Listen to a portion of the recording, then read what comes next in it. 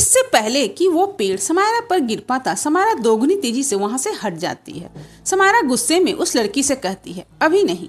वो लड़की गुस्से में हंसते हुए कहती है, इतने सालों से इंतजार किया है, अब और नहीं। ये कहकर वो समायरा की तरफ अपना हाथ बढ़ा देती है। उसके ऐसा करते ही उसके हाथ से एक तेज लाल रोशनी समायरा की तरफ बढ़ने लगती है, लेकिन समायरा अपनी जगह से हिलती भी नहीं।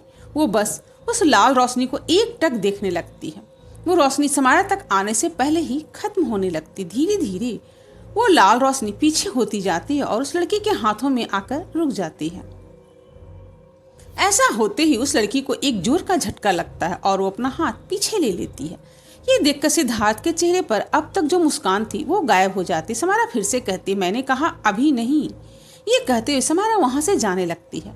समायरा को अंदाजा था कि अगर वो वक्त पर विसिंग वेल के पास नहीं पहुंच पाई तो युवराज और सुहानी बड़ी मुसीबत में पड़ जाएंगे। अपने बार के खाली जाने से वो लड़की अंदर से बौखला जाती है और अगले ही पल उसके शरीर से एक काला धुआं निकलकर तेजी से समायरा की तरफ बढ़ता है। समायरा उस तरफ ना देखते हुए सामने देखकर चल रही थी। वो काला धुआं तेजी से जाकर समायरा के पीठ को हिट करता है और समायरा अपनी जगह से कई मीटर दूर जाकर अपने पेट के बल गिर जाती है। इससे समायरा को बहुत चोट लगती है। ये सीन देखकर सिद्धार्थ के चेहरे पर फिर से वही मुस्कान आ जाती। समायरा अभी उठने की कोशिश कर रही थी, तभी वो लड़की समायरा के पास जाती है और उसके सीने पर अपना पैर रखकर उसे जमीन से सटा देती है। अगले ही पल समायरा उस लड़की का पैर पकड़कर नीचे खींच देती, जिससे वो लड़की भी नीचे गिर जाती है। कुछ ही सेकेंड में वो दोनों फिर से उठकर खड़े हो जाते हैं। वो लड़की बहुत ज्यादा भयानक दिख रही थी, लेकिन उसे देखकर समायरा को कोई भी फर्क नहीं पड़ रहा था।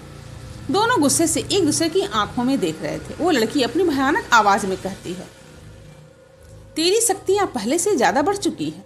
समायरा इस बात का कोई जवाब नहीं देती। वो लड़की आगे कहते, लेकिन तेरी एक कमजोरी है कि तू अपने कमजोर दिल की वजह से काली शक्तियों का पूरा इस्तेमाल नहीं कर सकती। तो किसी की कुर्बानी नहीं दे सकती और यही चीज तुझे कमजोर और मुझे खतरनाक बनाती है। अब देख काली शक्तियां क्या कर सकती हैं। ये कहते हुए वो लड़की गुस्से से समायरा को घूरने लगती। उसके ऐसा करते ही समायरा के पूरे शरीर में बहुत तेज दर्द होने लगता है। दर्द से समायरा की चीख निकल जाती है और वो नीचे जमीन पर गिर जाती है। समायरा का पूरा शरीर पर अब धीरे धीरे कट बनने लगता है। कुछ ही देर में उससे लगातार खून बहने लगता है। समायरा दर्द से तड़पते हुए चीखने लगती है। ये देखकर उस लड़की के चेहरे पर जंग जीतने वाली मुस्कान आ जाती। तभी सिद्धार्थ उन दोनों के पास आकर समायरा को देखने लगता है। सिद्धार्थ जहां एक तरफ समायरा को तड़पते हुए देखकर खुश हो जाता है, वहीं उस लड़की की हैवानियत से उसे डर भी लगने लगता है। वो डरते हुए उस लड़की से कहता, मार दो इसे। वो लड़की फिर से समायरा के ऊपर अपना एक पैर रखते हुए कहती, इसे मैं इतनी जल्दी नहीं मारूंगी। एक बार तूने मुझे हराकर मेरी जान बख्शी थी और इस बार मैं तुझे छोड़ रही हूँ। कुछ दिन तो यही सोचकर जिंदा रहेगी कि तू मुझसे हार गई। तेरी जिंदगी कुछ ही दिनों की बची है। अगली बार मैं तेरी जान नहीं बख्शूंगी। ये कहते हुए लड़की अपना पैर समायरा से हटा देती। उस लड़की के ऐसा करने पर सिद्धार्थ बौखलाहट के साथ उस लड़की से कहता, तुम पागल हो गई हो क्या? तुम इसे जिंदा क्यों छोड़ रही हो? तुम्हें पता भी है इसके साथ कौन है? सिद्धार्थ ये कह ही रहा होता है, तभी वो लड़की गुस्से में अपना एक हाथ से सिद्धार्थ का गला पकड़ लेती है। वो लड़की सिद्धार्थ का गला पकड़कर उसे अपने सामने लाते हुए कहती, अब तू मुझे बताएगा कि मुझे क्या करना है? सिद्धार्थ ना में अपना सर हिलाते हुए कहता, न नहीं, मैं वो तो सिद्धार्थ इससे आगे कुछ नहीं कह पाता। वो लड़की आगे कहती है, तुझ जैसे मुर्दे का क्या करना है मैं अच्छे से जानती हूँ, दोबारा ऐसी गलती मत करना। सिद्धार्थ हाँ में अपना सर हिलाने लगता है। उसके चेहरे पर डर इस वक्त साफ साफ दिख रहा था। वो लड़की सिद्धार्थ का गला एक झटके से छोड़ देती है, जिससे वो कुछ दूर पीछे जाकर लड़खड़ाने लगता है। वो लड़की एक नजर समायरा को देखकर वहां से चली जाती। सिद्धार्थ भी उस लड़की के पीछे चला जाता है। समायरा कुछ देर तक वहां दर्द से तड़पते रहती है और फिर बेहोश हो जाती है। उस रात की बात बताते हुए समायरा प्रेजेंट में आ जाती। युवराज बड़े गौर से उसकी सारी बातें सुन रहा था। युवराज कहता है, वो लड़का कौन था जो उसे यहाँ लेकर आया? समायरा कहती है, वो आधा जिंदा और आधा मुर्दा एक जीव है, माँ का पुराना दुश्मन। युवराज नहीं जानता था कि समायरा सिद्धार्थ की बात कर रही है। युवराज कहता है, तो वो दोनों तुम्हारे लिए यहाँ आए हैं? समायरा कहती है, वो लड़का तुम्हारे लिए आया है। और अब? युवराज कहता, और अब क्या? समायरा जवाब देती है, अब उसे सुहानी भी चाहिए। समायरा की बात को सुनकर युवराज गुस्से से अपनी मुट्ठी बांध लेता है। समायरा युवराज की आंखों में उसका गुस्सा साफ साफ देख पा रही थी। युवराज कुछ देर खामोश रहने के बाद कहता है, तुम्हें अब मेरे घर आ जाना चाहिए। ये सुनकर समायरा कहती है, मैं अपनी हिफाजत खुद कर सकती हूँ। युवराज बिना किसी एक्सप्रेशन के कहता, वो तो दिख ही रहा है। समायरा गुस्से में कहती है, तब मैं तैयार नहीं थी।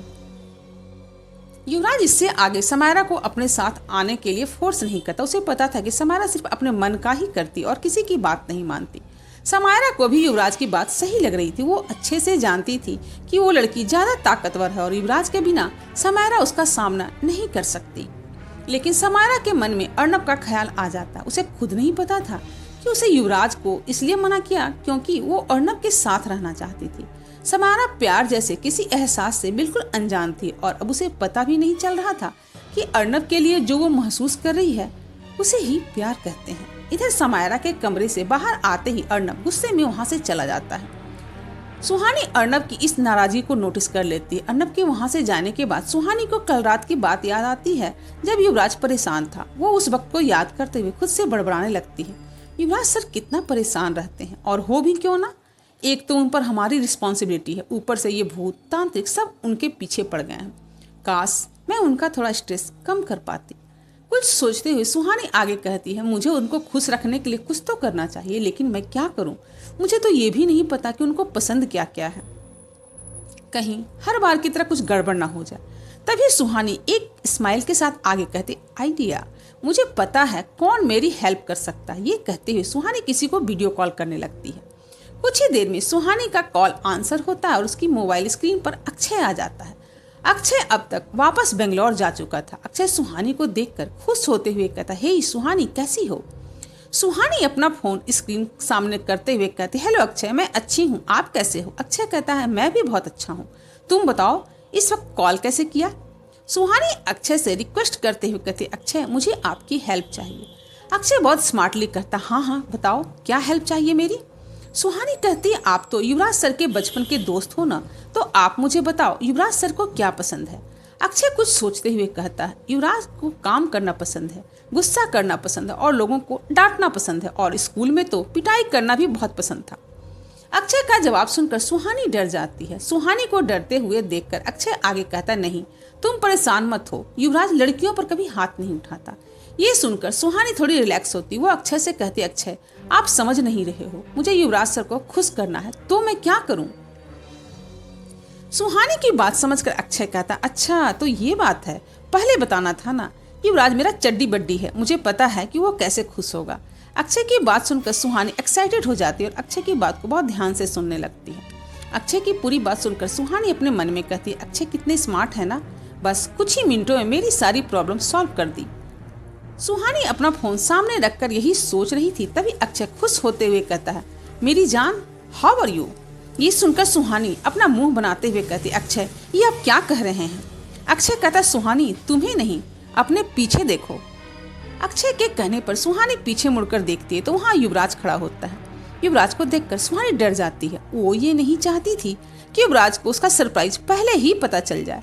युवराज सुहानी को कोल्ड एक्सप्रेशन के साथ देख रहा था। ये देखकर सुहानी युवराज से कुछ कदम दूर चली जाती है और अपना फोन थोड़ा करीब लाते हुए अक्षय से कहती है, युवराज सर ने हमारी बातें सुन तो नहीं ली ना? अक्षय भी धीरे से कहता, नहीं वो बस अभी आया है। ये सुनकर सुहानी चैन की सांस लेती है और फिर से युवराज के पास चली जाती है। युवराज सुहानी से फोन लेकर अक्षय से कहता है, मैं तुझसे बाद में बात करता हूँ। ये कहकर युवराज फोन कट कर देता है। फोन कट करते ही युवराज की नजर फिर से सुहानी पर जाती है। सुहानी अभी थोड़ी नर्वस थी और ये बात युवराज नोटिस कर लेता है। युवराज सुहानी से कहता है, तुम यहाँ इस वक्त अक्षय को वीडियो कॉल क्यों कर रही थी? सुहानी बहाना बनाते हुए कहती है, वो मैं जानना चाहती थी कि वो अच्छे से बंगलौर पहुंच गए हैं या नहीं। युवराज कहता, उसे गए हुए 2 हफ्ते हो चुके हैं और तुम्हें अभी जानना है। सुहानी युवराज के सवाल को सुनकर परेशान हो रही थी। तभी अर्नब वहां आ जाता है। अर्नब को देखकर युवराज उसके पास चला जाता है। अर्नब का मूड अभी भी बहुत खराब था। युवराज अर्नब से कहता, एसपी सिंह हो। अर्नब युवराज की बात बीच में ही काटते हुए कहता है, कल तक आपका काम हो जाएगा। अर्नब की बात को सुनकर युवराज हाँ में अपना सर हिला देता है। युवराज आगे कहता है, अब आप समायरा को घर लेकर जा सकते हैं। अर्नब युवराज की बात सुनकर चौंक जाता है और उससे कहता, लेकिन समायरा तो अभी ठीक नहीं हुई है ना? युवराज कहता है, डोंट वरी, अब वो ठीक है।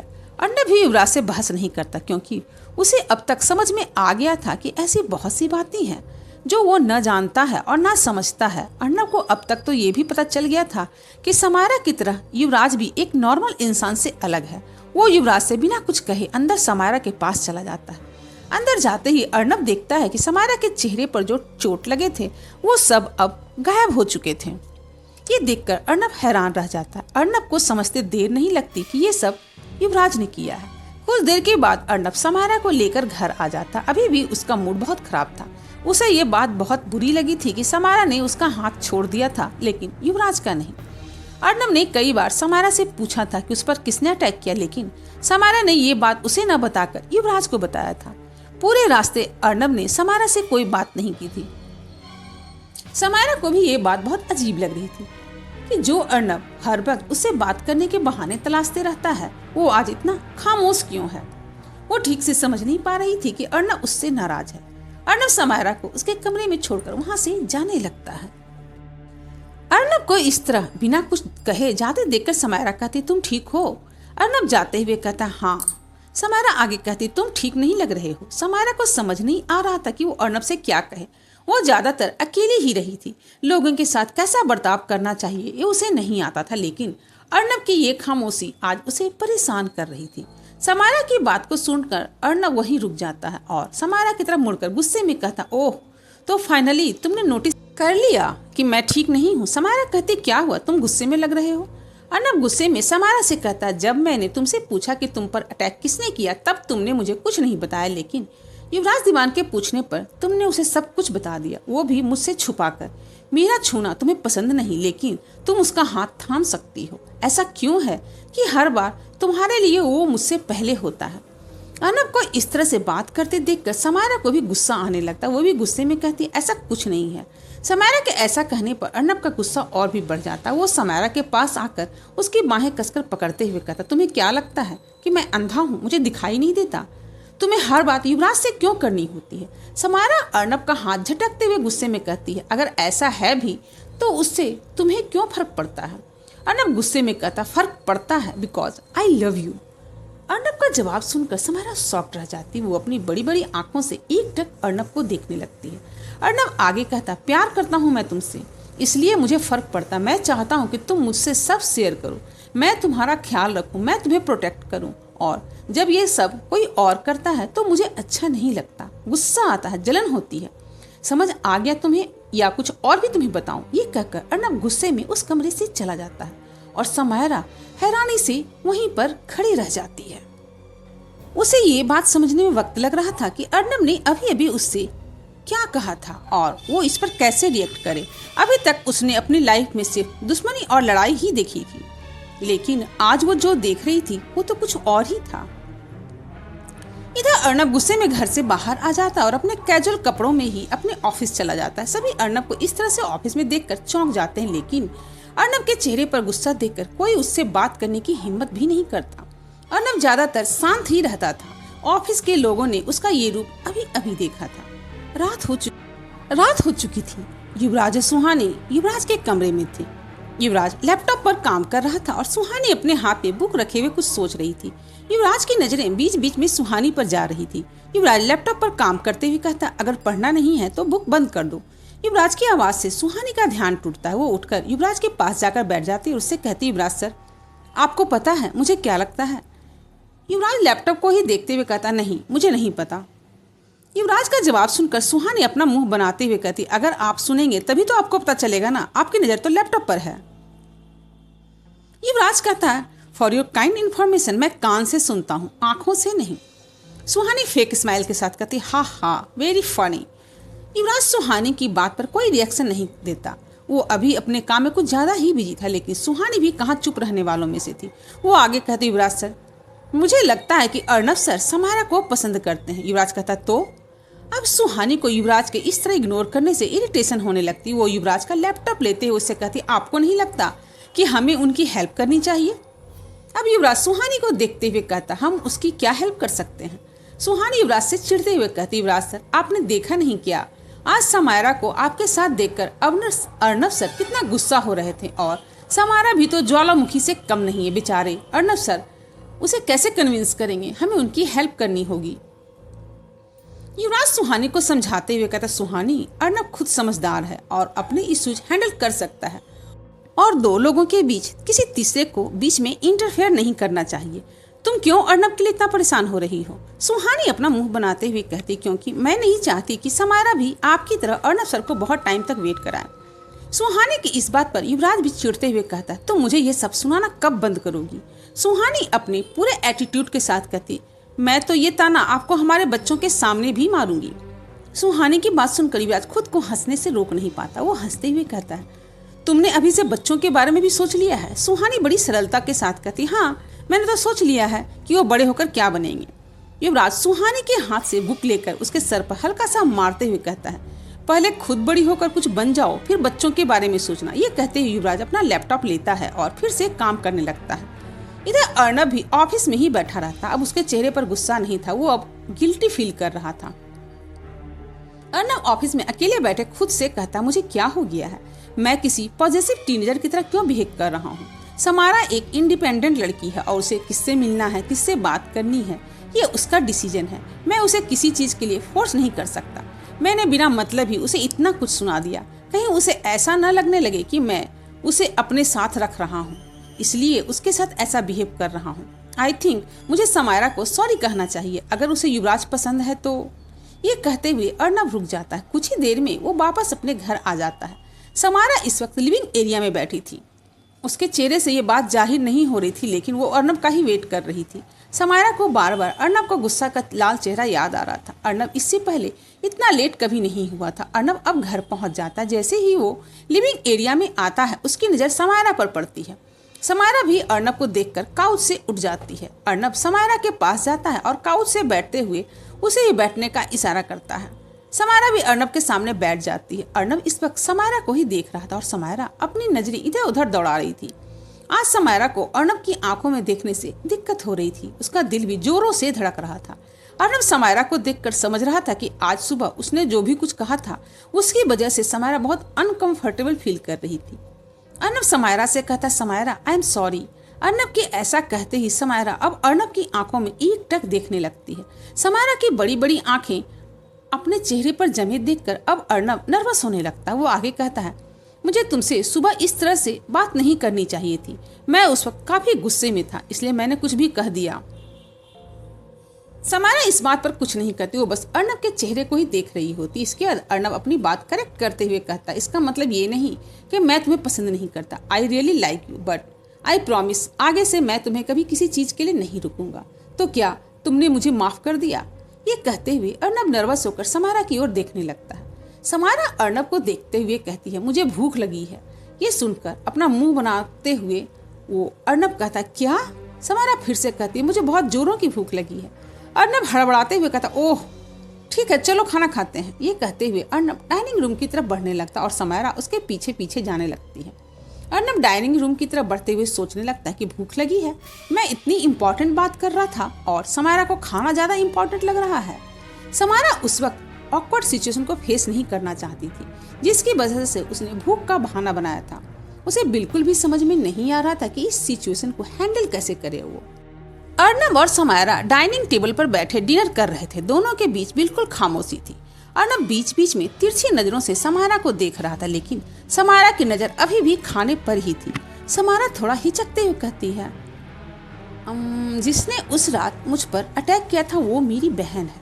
समायरा की बात पूरी होते ही अर्नब लगभग चीखते हुए कहता, क्या? समायरा हाँ में अपना सर हिला देती। समायरा की बात सुनकर कुछ देर तक अर्नब बस उसे देखता रहता, फिर आगे कहता है, तुम्हारी बहन तुम्हें क्यों मारना चाहती है? समायरा अर्नब के इस सवाल पर खामोश रहती है। उसे समझ नहीं आ रहा था कि वो अपनी कॉम्प्लिकेटेड स्टोरी को अर्नब को कैसे समझाए। उसे पहली बार ये डर भी लग रहा था कि ये सब जानकर अर्नब उसके बारे में क्या सोचेगा। समायरा अर्नब को बताना शुरू करती है, मेरी माँ का नाम रक्षा था, जो एक अनाथ थी और छोटी उम्र में ही वो सब कुछ छोड़कर हिमालय चली गई थी।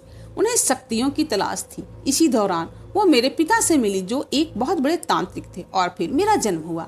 मैंने अपने पिता को कभी नहीं देखा, वो अब इस दुनिया में नहीं है। जब से मुझे होश आया था, मैंने अपने साथ माँ और दृष्टा को ही देखा था। जब मैं बड़ी हुई तो मुझे पता चला कि वो मेरी बहन है और उसके पिता एक अघोरी थे। वो बचपन से ही मुझसे अलग रहती थी। हम दोनों साथ में माँ से जादू सीखते थे। माँ हमेशा कहती थी कि मैं ज्यादा काबिल हूँ और ये बात उसे पसंद नहीं आती थी। धीरे धीरे हम दोनों के तंत्र करने का तरीका अपने आप बदलता गया। मैं साधना पर ध्यान करती थी और वो काला जादू और बलि देती थी। शायद हमारे पिता अलग थे, इस वजह से हम दोनों एक दूसरे से बिल्कुल अलग थे। समय के साथ उनकी हैवानियत और बढ़ती जा रही थी। पहले वो अपने लक्ष्य को पाने के लिए जानवरों को मारती थी और फिर धीरे धीरे उसने इंसानों को भी मारना शुरू कर दिया। कुछ समय बाद वो एक आदमखोर इंसान बन गई थी, किसी जानवर की तरह लोगों को मारने लगी थी और इसी वजह से उसकी शक्तियां एक आम तांत्रिक से कई गुना ज्यादा बढ़ गई थी। एक रात जब मैं अपने कमरे में ध्यान कर रही थी तो मुझे मेरी माँ के चीखने की आवाज आने लगी। मैंने जाकर देखा तो माँ जमीन पर पड़ी थी और दृष्टा उनके ऊपर बैठकर अपने नाखूनों से माँ का शरीर काट रही थी। ये देखकर मैंने उसे माँ से दूर किया तो उसने मुझ पर भी हमला कर दिया। उस दिन हम दोनों के बीच बहुत बड़ी लड़ाई हुई। हमने बचपन से जो भी सीखा हुआ था सब कुछ एक दूसरे पर इस्तेमाल कर दिया और अंत में मैं उसे रोकने में कामयाब हो गई। उस दिन वो मुझसे हार कर हमेशा के लिए चली गई थी। उसके बाद मैंने उसे रात देखा जब उसने मुझ पर हमला किया।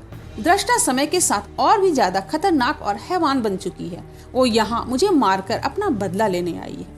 अर्नब बड़े ध्यान से समायरा की बातें सुन रहा था। उसे अंदाजा भी नहीं था कि समायरा का बचपन इतना भयानक था। वो समझ गया था कि शायद समायरा इसी वजह से रात को नहीं सोती। ये सब बताते हुए समायरा का चेहरा बिल्कुल शांत था, लेकिन उसकी आंखों की उदासी अर्नब देख पा रहा था।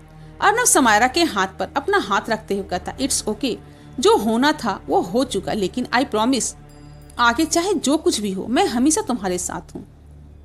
अर्नब के ऐसा कहने पर समायरा एक नजर अर्नब को देखती और फिर अपने हाथ के ऊपर रखे अर्नब के हाथ को। अगली सुबह युवराज अपने ऑफिस में बैठे काम कर रहा था। सुहानी हमेशा की तरह उसके ऑफिस में उसके सामने ही बैठी हुई थी। सुहानी भी कुछ फाइल्स चेक कर रही। तभी युवराज के ऑफिस के दरवाजे पर कोई नॉक करता है। ये सुनकर युवराज की नजर सीसीटीवी फुटेज पर जाती है। युवराज देखता है कि उसके ऑफिस के बाहर अर्नब खड़ा है। ये देखकर युवराज कहता है, प्लीज कम इन। ये सुनकर अर्नब ऑफिस के अंदर आ जाता है। अंदर आते ही युवराज उसे सीट ऑफर करता है और अर्नब युवराज के सामने ही बैठ जाता है। अर्नब को देखकर सुहानी मुस्कुराते हुए उससे कहती, good morning Arnab sir. Arnab भी मुस्कुराते हुए सुहानी से कहता, गुड मॉर्निंग सुहानी, कैसी हो तुम? सुहानी कहती, मैं अच्छी हूँ। तभी युवराज सुहानी से कहता, सुहानी मुझे एसपी सिंह से कुछ जरूरी बात करनी है। युवराज के ऐसा कहने पर सुहानी ऑफिस के बाहर जाने लगती है। सुहानी के बाहर जाने के बाद अर्नब अपने हाथ में रखे कुछ एनवेलप युवराज के डेस्क पर रखकर उसकी तरफ बढ़ाते हुए कहता, मिस्टर युवराज, ये 5 लैब के रिपोर्ट्स हैं और सभी रिपोर्ट्स के अकॉर्डिंग मिस्टर यशवंत दीवानी आपके बायोलॉजिकल फादर हैं। अर्नब की पूरी बात सुनकर युवराज उन रिपोर्ट्स को देखने लगता और उसके दिमाग में कुछ दिन पहले हुए इंसिडेंट चलने लगते हैं।